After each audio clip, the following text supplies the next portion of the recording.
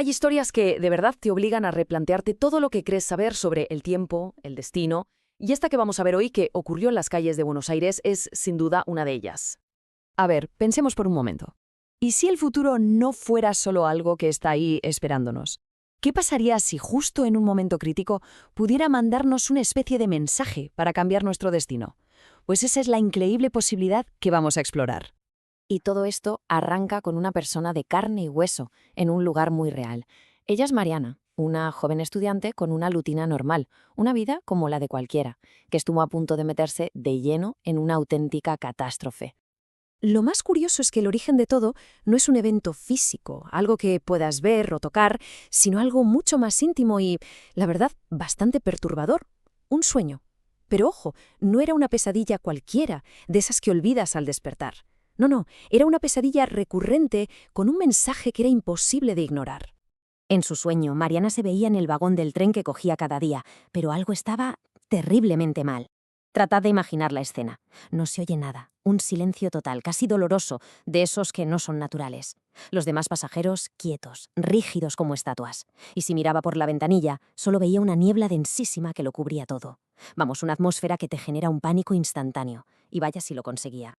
Y en medio de esa calma tan aterradora aparecía el mensaje.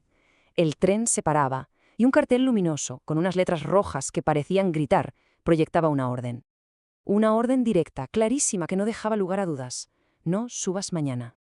Claro, un sueño así una noche, pues bueno, lo achacas al estrés, a un mal día y a otra cosa.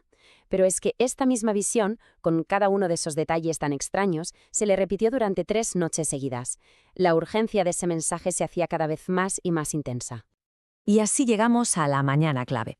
Después de la tercera pesadilla, amanece. Y con la luz del día, Mariana se enfrenta a una elección que seguro que todos hemos tenido alguna vez. ¿Hacemos caso a la lógica, a lo racional, o confiamos en esa vocecita interior, en esa intuición que nos grita que hay un peligro real? El conflicto interno era brutal. Por un lado, la cabeza, la razón, le decía que todo era absurdo. Tenía exámenes importantes, obligaciones, hasta su madre se reía un poco de sus miedos. Pero, por otro lado, estaba la intuición, que era una fuerza arrolladora. El recuerdo de ese tren silencioso y la advertencia en rojo le provocaban un miedo físico, un pavor que no se podía razonar. A pesar de toda la presión de la lógica, esa mañana lluviosa, de pie en el andén de la estación, Mariana tomó una decisión. Desafió a lo racional, ignoró las posibles burlas y escuchó esa voz interior. No subió al tren. En vez de eso, se fue a la parada del colectivo, del autobús. Y esa decisión, la de escuchar esa voz, estaba a punto de transformar una pesadilla privada en una tragedia pública que saldría en todas las noticias. Lo que iba a descubrir le iba a helar la sangre. Apenas una hora más tarde, sentada tranquilamente en el autobús, su teléfono empezó a vibrar sin parar. Eran las primeras alertas de los periódicos.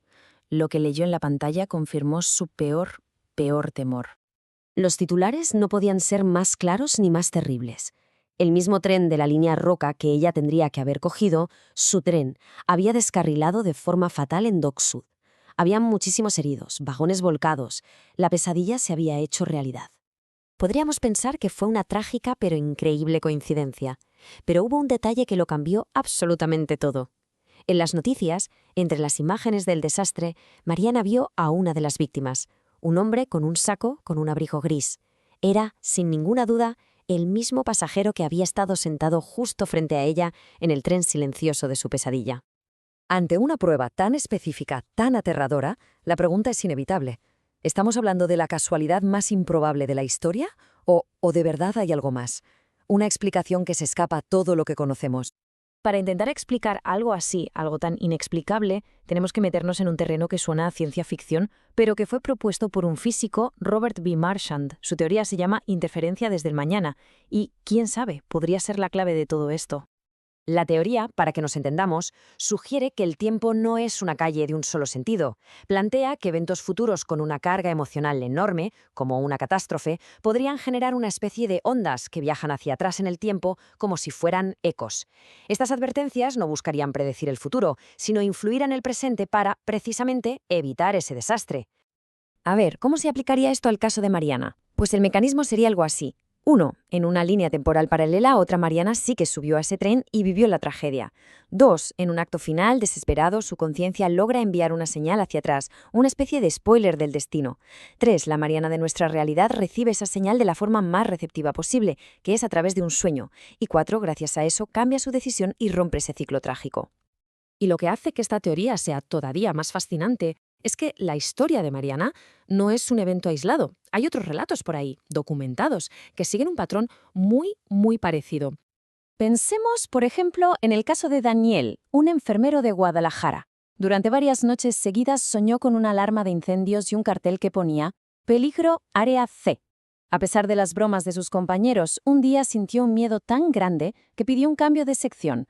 Horas más tarde, una fuga de gas provocó una explosión brutal justo en el área C. Su sueño, igual que el de Mariana, fue su única advertencia. Al final, la pregunta se queda ahí, flotando en el aire. ¿Son solo coincidencias extraordinarias, juegos de nuestra propia mente? ¿O son la prueba de que en algún lugar del tiempo, una versión de nosotros que no lo consiguió lucha desesperadamente por advertirnos? La respuesta, quizá, depende de lo que cada uno esté dispuesto a creer.